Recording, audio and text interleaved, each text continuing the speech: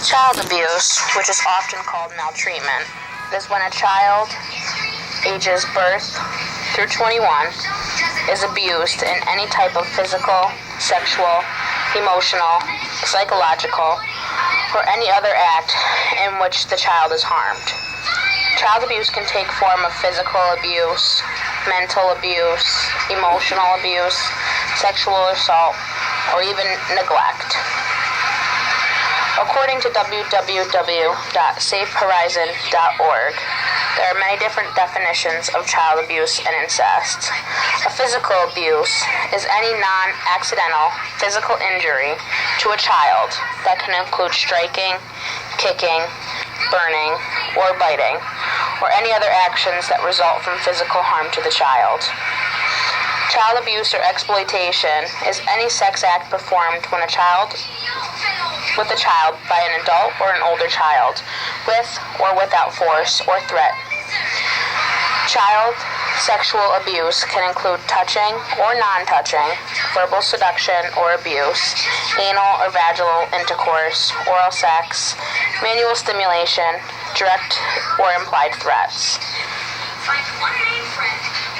Emotional abuse is behavior intent on harming the psychological or emotional capacity of a child. Examples of emotional abuse include withholding affection, threatening a child, or even rejection. Neglect is one of the most common forms of child abuse around the country. Neglect includes failure to meet a child's basic needs, such as housing, food, clothing, education, and medical care to a degree that threatens the child's safety, health, and well-being. Child neglect may or may not involve physical, sexual, or emotional abuse. As parents and child care providers, it is important to understand the signs of which a child shows when they are being abused or neglected. Becoming more aware of child abuse can help save many different lives of children around the world. A child that may be a victim to abuse could have unexplained injuries and with no explanation, or the explanation seems unconvincing. Also, the child could have had a behavioral change in a negative way, such as becoming more fearful, more depressed, or more anxious. The child may also revert to behaviors that they had when they were younger, such as thumb-sucking, bedwetting, or fear of the dark. And the child may also appear to be uncared for. It may be obvious that the child is dirty, has body odor, lack of appropriate clothing for the weather, etc.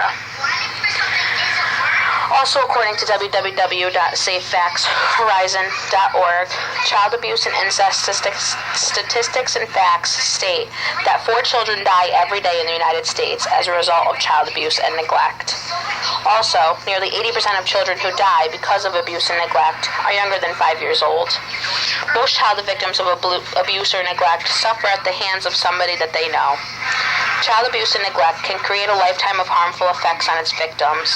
Studies show that abuse and neglect can negatively impact children's ability to perform well in school, to develop healthy relationships with others, and to create social issues with consequences that impact the entire community. It is our duty as parents and child care providers to pay attention and realize when a child is being neglected. It is also important that we report any type of child abuse that is noticed. According to www.hopeshining.org, most of us are hesitant to take action when we see a parent or caregiver disciplining a child in a manner that makes us particularly uncomfortable. We often tell ourselves that it's none of our business or it's not our place. Sometimes we hesitate to report our concerns because it's not always possible to know if what you're seeing is a part of a pattern of abuse or simply a momentary loss of temper in an otherwise caring and positive relationship. Many of us are afraid that if we report abuse, we're wrong, and a child may be removed from a caring home. It's important to take note that only in minor cases of children removed from parental custody, and even that only occurs in a thorough investigation. It doesn't happen after a single phone call. There may seem to be a lot of gray areas, but one thing is clear. In private or in public, nobody has the right to abuse a child.